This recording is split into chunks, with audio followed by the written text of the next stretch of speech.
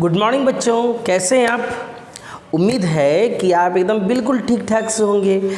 आज मैं क्लास 8 के विज्ञान से एक चैप्टर पढ़ाने जा रहा हूँ जिसका नाम है आओ ब्रह्मांड को जाने।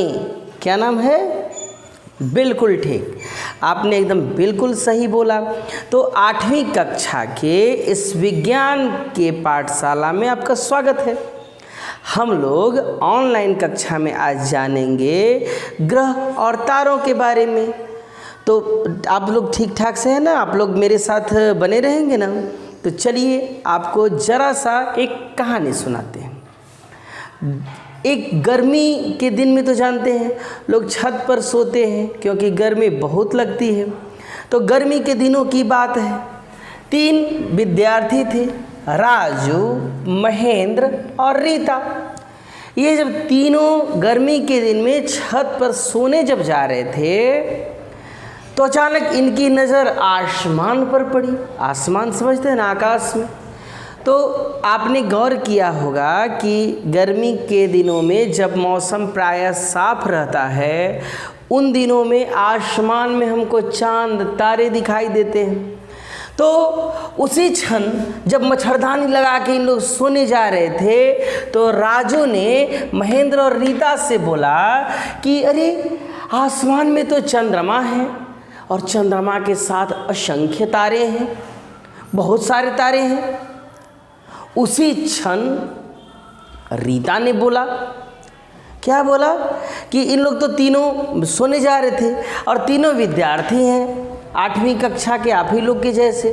तो रीता ने इन दोनों से पूछा कि ये बताओ भैया कि ये तो दिन में दिखाई नहीं देते हैं, रात को कहाँ से आ जाते हैं, आखिर कहाँ ये दिन में जाते हैं। तब इन्होंने खूब सोच विचार किया, कोई जवाब नहीं मालूम। तो तीनों ने निर्णय लिया कि किसने राजू, महेंद्र और रीता कि चलो कल सुबह अपने स्कूल के शिक्षक या शिक्षिका मैडम से पूछेंगे। तो 8वीं कक्षा के विज्ञान की एक शिक्षिका थी। तो तीनों कल समय पर पहुंच गए विद्यालय और विद्यालय पहुंचकर शिक्षिका से लोग बोले कि मैम, रात के समय ही आसमान में चंद्रमा क्यों दिखाई देता है और चंद्रमा के साथ हजारों लाखों की संख्या में तारे दिखाई देती हैं। तो शिक्षिका ने उनको बोला कि बच्चों, तुमने तो एक बहुत ही शानदार प्रश्न पूछा, अब मैं इसके बारे में बताती हूँ। तो उन्होंने बोला कि ये प्रश्न बेटे तुम्हारे मन में कहाँ से आया। तब राजू ने बताया कि मैम, कल शाम को जब हम सोने जा रहे थे तो उसी समय हमारी नज़र चंद्रमा पर पड़ी और चंद्रमा के साथ साथ असंख्य तारे भी थे। तो रीता उसी से समय पूछती है कि ये दिन में दिखाई क्यों नहीं पड़ते। तो शिक्षिका ने उनको बतलाया कि बच्चों, ये जो असंख्य तारे हैं, ये जो चंद्रमा है, यह गांव में या कम जनसंख्या वाले शहरों में बहुत क्लियर दिखलाई देती है, लेकिन शहरों में यह साफ साफ दिखलाई नहीं देती। आप शहरों का आसमान देखिएगा तो वहाँ पर फैक्ट्रियों से निकलने वाले जो धुआं हैं, बहुत सारे वाहन चल रहे हैं, उससे निकलने वाला धूल कण है, वह तो वायुमंडल में चारों तरफ फैल गया है। तो आसमान कहाँ से दिखलाई देगा? आसमान साफ साफ नहीं दिखलाई देगा। तो शिक्षिका ने उनको बतलाया कि आकाश में सिर्फ चांद और तारे ही नहीं, इसके अलावा बहुत सारे पिंड हैं जिसमें कुछ को हम देख पाते हैं, कुछ को हम नहीं देख पाते हैं। बच्चे अब ध्यान से शिक्षिका की बातों को सुनने लगे, उनकी क्यूरियोसिटी भी बढ़ी। तो शिक्षिका मैम ने बतलाया कि दिन के समय हमको सूरज दिखलाई देता है आसमान में और रात के समय चंद्रमा और तारे। चंद्रमा को हम लोग चंदा मामा भी बोलते हैं ना। तो चलिए शिक्षिका क्या बतलाई कि चमकीले प्रकाश, इस सब तारों से चमकीला प्रकाश निकलता है।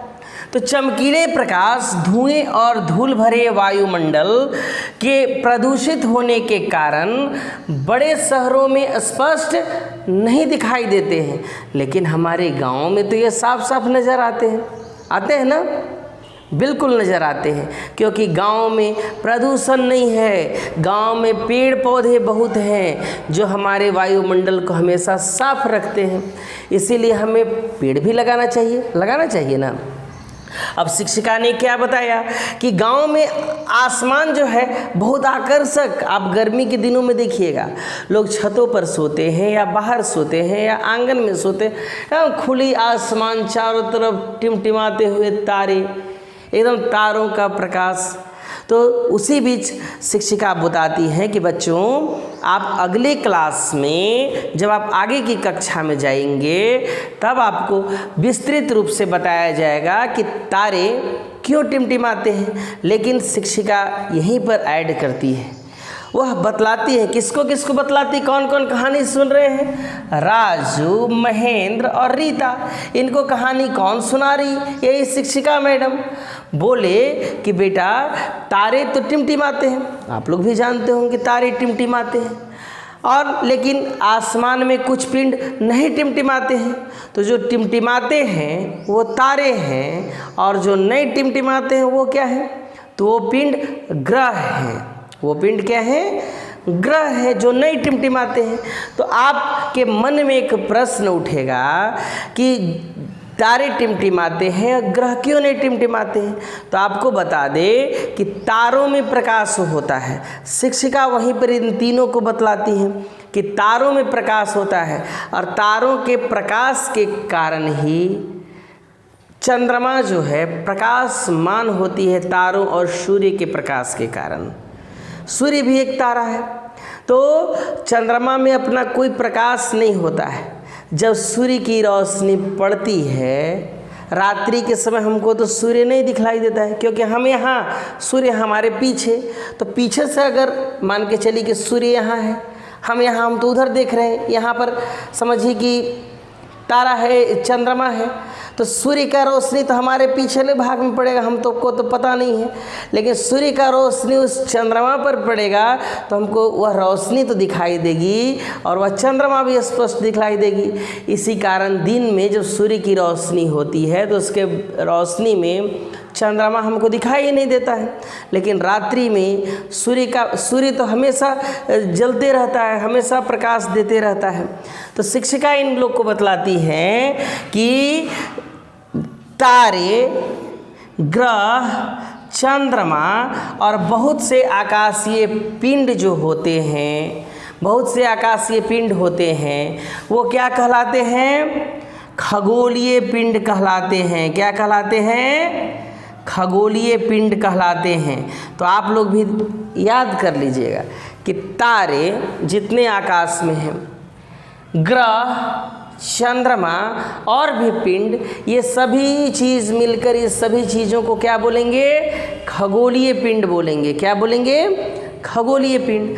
अब शिक्षिका ने इसी बीच बच्चों को बताया, जैसे हम आपको बतला रहे हैं उसी तरह ये राजू, महेंद्र और रीता की शिक्षिका बतलाती है कि बच्चों तारे और ग्रह में एक मुख्य अंतर है। आप लोग भी जानते होंगे, तारों में अपना प्रकाश होता है, अपना लाइट होता है, समझिए कि उसके घर में जनरेटर है, वो अपना बॉल बारले है, और जो ग्रह है वह तारों के प्रकाश के कारण ही चमकता है आसमान में। समझ आ गया। और जो खगोलीय पिंड, जो आकाशीय पिंड, किसी मान के चलिए कि यह ग्रह है, यह ग्रह है, मान के चलिए कि पृथ्वी भी हमारा एक ग्रह है, इसके चारों तरफ जो घूमता है इसको क्या बोलते हैं, उपग्रह। तो ग्रह के चारों ओर परिक्रमा करने वाले खगोलीय पिंड को, आकाशीय पिंड को उपग्रह कहते हैं। तो बच्चों आज हमने जाना तारे, ग्रह और तारे में अंतर। तो आपको यह वीडियो कैसा लगा, इसको देखते रहिएगा और फिर अगले दिन मैं आपको अगले दिन आपको इस पाठ के आगे की जानकारी दूंगा। तब तक के लिए धन्यवाद।